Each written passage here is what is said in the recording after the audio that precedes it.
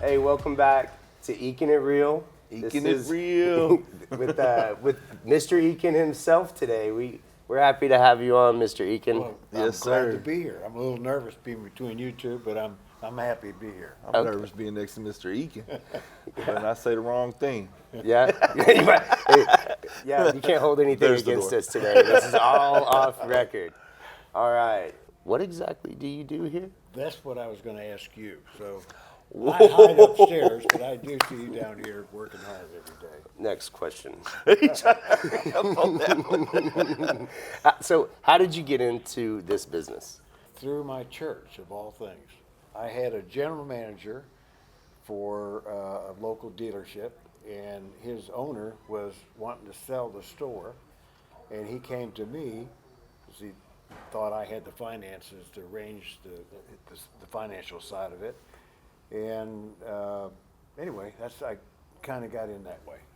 Another guy at the church was the owner of a car store in Bryan College Station. Okay. And I couldn't just go in. I didn't realize at the time. You got to have some dealer experience. So I got him involved, and the two of us were partners for about 10 years. Okay. Wow. Is that here in Killeen? Is that where this started? Yeah. It was Garland Shelton had the Mazda store. Okay. And I'll say the names. Fred Brown. He was working for Garland here and in Bryan College Station. So he was a good friend of mine. Awesome. So anyway, he got me. He was the dealer principal, and we actually named the store after him until I bought him out later. So Neat. Now, Yeah. next question, same one for you, is how did you get into the business? By accident. That's the truth. Okay. So I was in a lot of trouble. And then, I didn't want to stay in jail. So the whole point was, hey, the judge was tired of me. He was like, it was Mr. Strother. He's like, hey, you want work release? You got to get you a job. This is the last time. I'm tired of seeing you. So I was like, all right. So I got a job at, my Uncle Manny owned a little car lot in East Waco called Second Chance Autos. Perfect for you. And I just went there, man. That's what, Did he name it trying for to you? get out. Didn't want to get out of. Just didn't want to go to. I was getting out on weekends and stuff. I didn't want to go to jail, so it's a perfect thing for me. So I'm up there chilling. Next thing you know, I'm already popular. So he had 12 cars on like Crown Vics, police cars and stuff. I sold them all within like a week, 2 weeks, and then he was like, "Hey man, this is your niche. I'm gonna get you on somewhere else."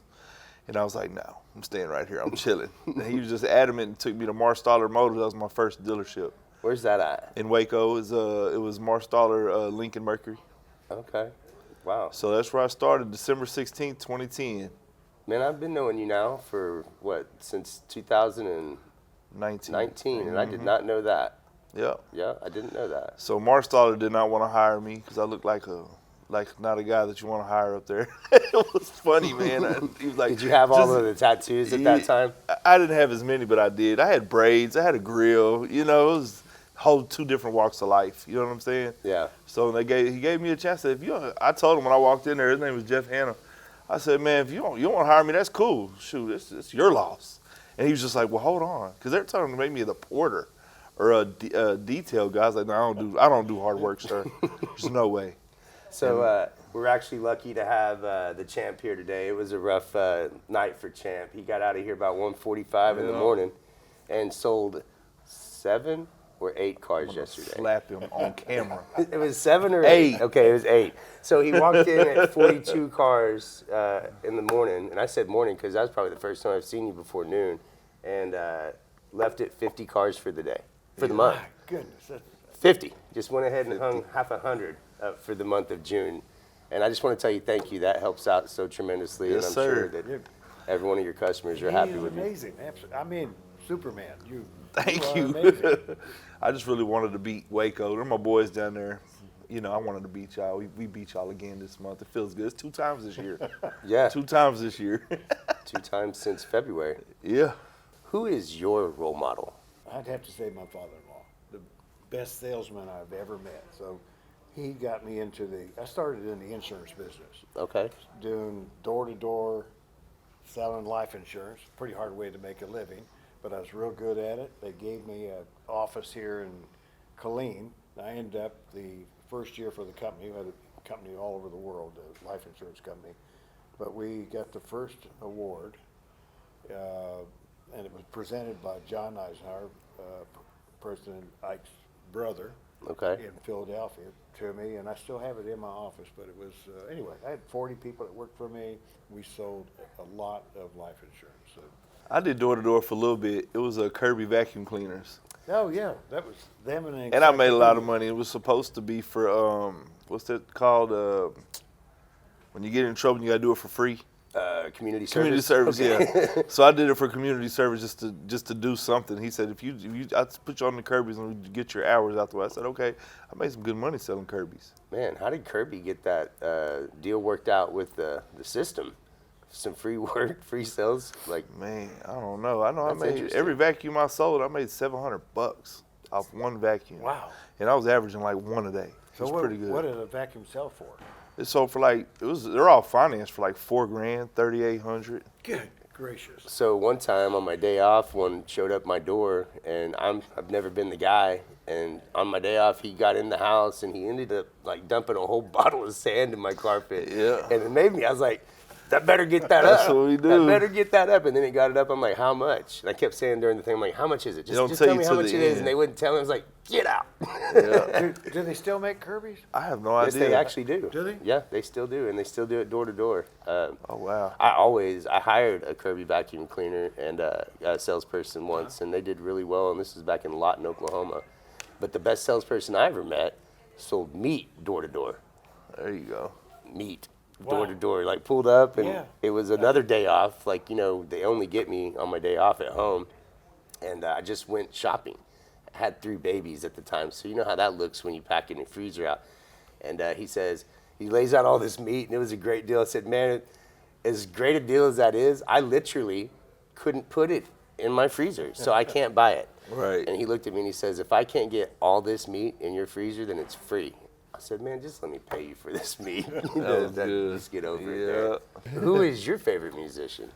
I mean, as a kid, I always liked this musician called Lil Flip. That was one of my favorites growing up. But now I don't even know. It's weird now. Never heard of Little Flip. I haven't. For either. real? That- Is he Is he an Straight, artist? he's out of Houston, like yeah. Like a rap artist? What? Yes. Okay. I don't know about music. I don't listen to like what you listen to, bro. Do you listen to any rap music ever? no. Has there ever been a catchy one that you kind of did like? No. I'm gonna make one. I'm gonna make one about the Eakins. Here we Okay, go. it's coming live. Yeah. All right, yeah. we'll get We're bringing somebody here doing a commercial. Favorite musician? I know you Frank have. Sinatra, I listened to him yesterday, probably an hour and a half. Because Fly I had Me to to the drive Moon. to Austin and back. So Frank Sinatra. Yeah, he was Hey, an icon. who is yours? Because you were waiting on that question. Really, I love a lot of musicians, but I would probably say one of my favorite as far as talent, as far as playing an instrument, would be John Mayer. John Mayer, Stevie Ray Vaughan. oh my goodness, I like him. Yeah, anything blues, Stevie Ray Vaughan, John Mayer, Eric Clapton, anyone that can really get down on a guitar and Well. sing with vocals. I don't know neither one of them guys, but I'm here. You Hey. would know, Eric Clapton, you would know him, right? Tears in Heaven. Layla. Cocaine. No. Okay. Well, anyways, so you have a venue now that you're looking at opening up soon, and you're going to have musicians out there. Who do you think your first one's going to be? I'm hoping, a restaurant in Salado, they had a guy come in. He was on America's Got Talent. And I think he ended up, he got voted to be 2 levels up. Okay. And that's as far as he went. But he played for a friend of mine that had a birthday party out there, and he was fantastic. So I don't know his name, but I do have access to, because he moved here, so I have access with his phone number and all that stuff to contact him. So Okay. he was fantastic. When are we going to see this venue open up? I would say within 30, 45 days. We're So- furnishing it right now. We're Heck on yeah. the downstretch part of it now, refrigerators and stuff like Okay. that. But yeah, it'll be. So we get a VIP ticket to this Yes. venue, right? And you can sing, right? Yes. Okay, we're gonna have. He'll be included. Now, if I'm any good, that's up to y'all. But I know I can sing. I did it in the shower. Oh. Did you sing the rap music, or No. did you actually sing an R&B song? Probably like I was listening to country this morning, Little George Strait. Okay.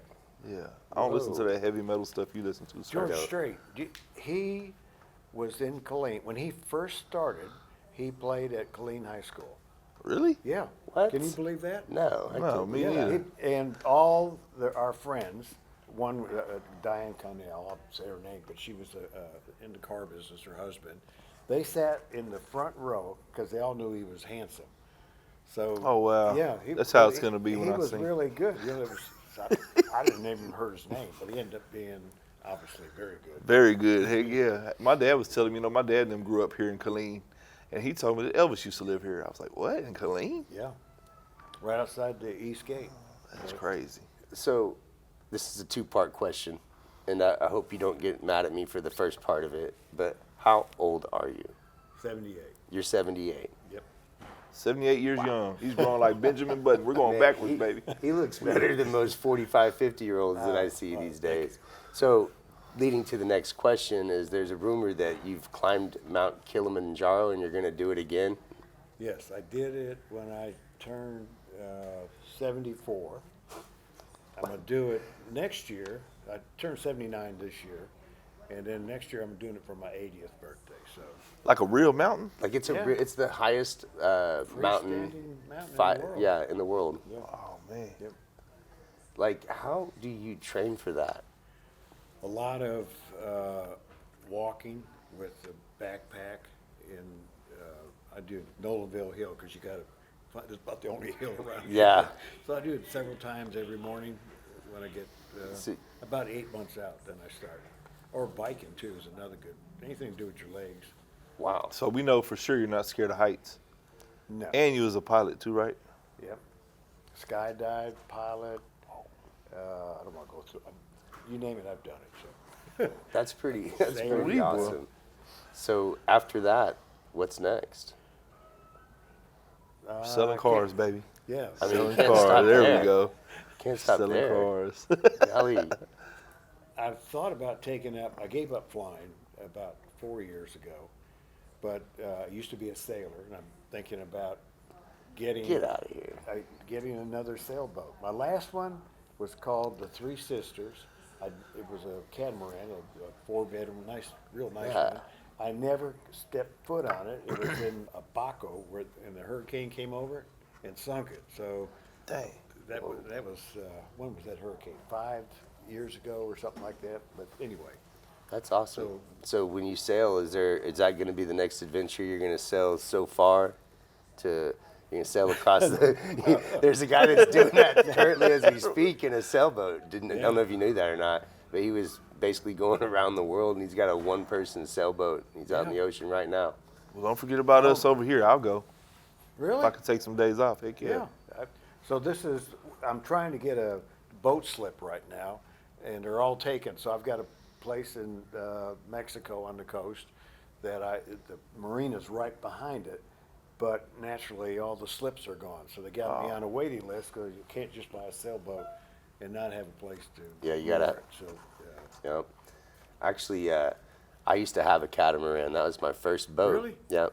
Yeah, that was my first boat. And whenever I got out of the Navy, I always wanted to get into sailing. I was on an aircraft carrier, so it wasn't like we had a sail. You know, it was just on a ship. But I always kind of wanted to get into sailing. big And street on the catamaran water. was fun because you can get those up on one buoy and get extreme. and they're fast Yeah. compared to other. Well, when you're sitting right there on the water too, it feels a lot faster. Wow. That's just something about me. But no one cares about me, anyways.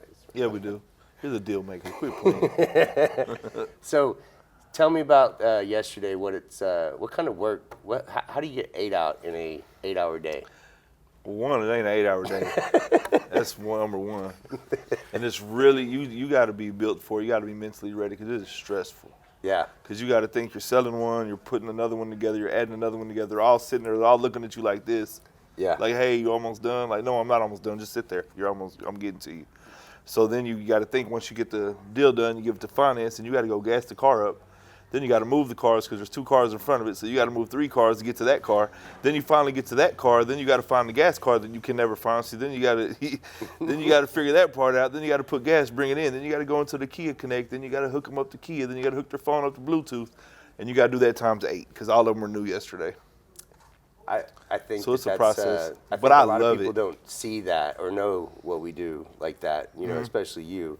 But there's a lot that goes into Oh, it's a lot. taking care of a customer, putting them in the right vehicle. And then you can't just rush through it. You got to make sure they understand the car. You got to make sure they understand the paperwork and the deal that they're getting, and you know, just you got to cater to everybody because, you know, everybody thinks it's a commission thing. It's not. It's really they're paying for your time. You know what I'm saying? And you've sold a lot of cars everywhere you go. Right. Can you tell me what the benefit of buying from you here is versus anywhere else that you've been? Oh, it's Kia. It's the Eakin. So this is family owned. So I'm not working. I would never actually work at a corporation again. But well, he's right here. He actually cares. It's not all about gross profit. It's about the customer, and he's real big on that, and that's why I'm here. And your customers, they're like referrals. They don't, you don't just pick one off the lot or something. No, I like don't. that? I don't grab nobody here. I just use my own following. Wow, that's what's so amazing. The number of cars, and you have that many referrals, which says you must be really good. People like you. I do the best that I can. Whenever when I first met the champ in an interview, you know, I didn't know what to expect from him. I didn't know how I could be so lucky to have something in front of me to interview, so I was skeptical. And I think I asked you a few questions, and you finally stood up and you said, "Listen," and you grabbed your phone and you kept scrolling. I think you did it 10 times, and you said, "This is all the people I'm trying to get to pull a credit application." Yeah. And I was like, okay, well then you're hired, man. Let's see what you can do. I think your first month you got COVID. You were out for 2 weeks, and I think you sold 42 cars that Oh month. my goodness! Wow. Yeah. Yeah, he And got that's- me a secretary, and then I remember I got hired. I told Adam, I'm like, look, I got to have my own office. I need a gas card. Like, I'm just telling you, I'm coming from Waco. He just kind of looked at me like, nah, at first, I promise. And then when I told him all the stuff that I had, he scrolled through, showed him what I had going on. He's like, let me see what you can do. And then boom, he moved out of his office and gave me this big office. I gave you my office. Yeah. I just gave you He my gave me a office. big I said, office, I don't need an man. office. You can have it. Yeah, Yep. it was fun. And then the next thing I had to do is teach you how to submit and structure car deals Yep. because my desk couldn't keep up with all of his customers that weren't here that had to get approved before they came down for an hour drive. So, and it took 2 weeks. I taught you structure and all Yeah. that in 2 weeks. I took off. And then he became self-sufficient, which is impressive. Like submitted his own car deals and did everything too. So that's pretty awesome. Absolutely. One of the most amazing salespeople. I'm not just saying it Thank you. because you're here, but one of the most amazing salespeople I've ever been around, car or insurance business. Oh, thank you. You are amazing. That's pretty impressive, It's man. impressive We're to happy me. to have you, Bubba. Happy to have, and I'm happy to work for you as well. This is an awesome team, and good role model. Now, want to get into quickly. I know everyone knows that you're military, and we appreciate everything you did for the country and your service. But tell me the most memorable moment in your career in the military, if you had to pick one. Well, this is in Vietnam, but where we were picking up some people that had just crashed in a helicopter. We were going in to pick them up. And anytime you save somebody, it's very memorable. So that's what I did for a living. It was slick pilots where we either brought them things they needed or we took people out that were injured or needed help or something like that. So it was always a very rewarding to be a military pilot. That's pretty awesome. That's pretty good. Yeah, pretty awesome. So, when you're in Vietnam, did you do one tour or did you do multiple tours? Two. 2 tours. What did it feel like to have to go back? So I actually volunteered for 3 tours. They didn't ask me to go. I volunteered to go. So when you went to flight school, you had to, you knew you were going to Vietnam as a helicopter pilot. Then while I was there, I extended for 6 months so I could, I was in Australia for a week and I wanted to go back to Australia for a month. And if you extended for 6 months, they'd let you go wherever you wanted to go. So, but before I got a chance to go to that 6-month extension, I got malaria. So it ended up sending me back to the States. And when I got through with that, I was a flight instructor here in Texas for a few months. And I signed up for Chinook School, which was another obligation. If you finished Chinook School, you went back to Vietnam. So my second tour was as a Chinook pilot. So, Wow. Oh, wow. That's cool.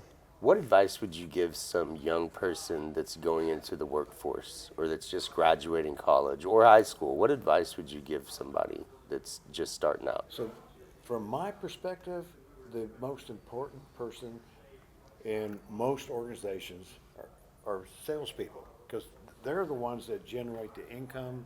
It all revolves around them. So if somebody was looking for a career, selling is so important to every organization. My son-in-law, he's been with Dell. I think he's one of the first 150, and he's one of their top. He's a salesperson for them, and it's job security.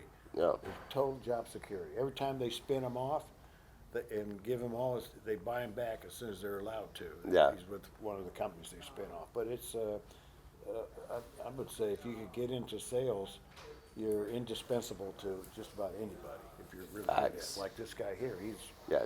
So never get into management. That's what you're saying. Stay. Yeah, I did that. I'm out. Adam came down there and supported me on that too.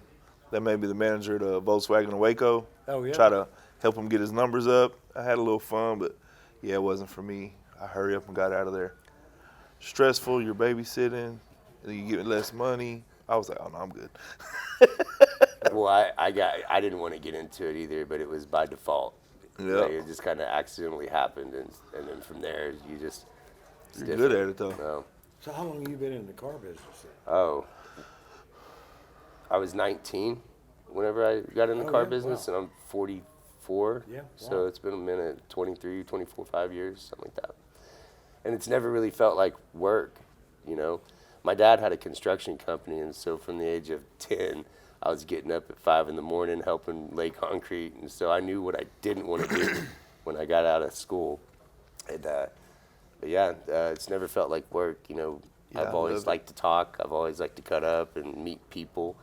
And I think people are very interesting. You know, I've met some people I wished I'd never met, and I've met some people that really Glad I had an met. impact on me. And then I remember my first car deal. I helped a young girl, you know, turning 16, get her first car, and I became part of their family. They bought like 13 more cars from me, and I was in South Tulsa selling Toyotas at the time, and it was fun. I mean, salespeople are interesting. Oh. You go to work and you get bored. If you're bored at a car dealership, then you're a boring person. So I just never felt like I worked. The first car deal, I made $300, and that was like a 2 weeks worth of pay. You know, whenever I started off in the military, it's like 2 weeks worth of pay. So I was like, hey, if this is legal, I'm in. How long were you in the Navy? I only did a year and a half. I got out from medical. Oh, okay. So when I got out, it was the only thing that I wanted to be a salesman. I called 3 or 4 places. They were like, you don't have any experience. And I'm like, yeah, but I'm a good salesman, I promise you. And then, you know, a guy that was my best friend, he got me into working for his friend at a Toyota store. And I was the salesman of the year my first 8 months there. Oh, my goodness. That's how it was for me. That's how I knew the car business was my calling. Because I started at Marstaller, and he gave me a shot. So I started December 16, 2010. There was a guy named Pawpaw there and Murray. There were some good guys. They've been there. They call him Pawpaw. He was there over 20 years. He's their top dog. He sells, 20 a month. You know what I mean? Back then. And, back then there was no Facebook or nothing. So it's just like word of mouth. And I remember when I threw parties a lot. I threw a lot of parties and concerts. So, like, I would tell people, hey, I'm in Marstaller now, and I sold 21 cars my first, from the 16th, and I beat Pawpaw. Wow. And he was so mad. He didn't like me. He didn't talk to me. And then, a couple, 3, 4, 5 months later, then he loves me. Wants to know how I do it. What is your favorite thing about the car business, and what is your least favorite thing?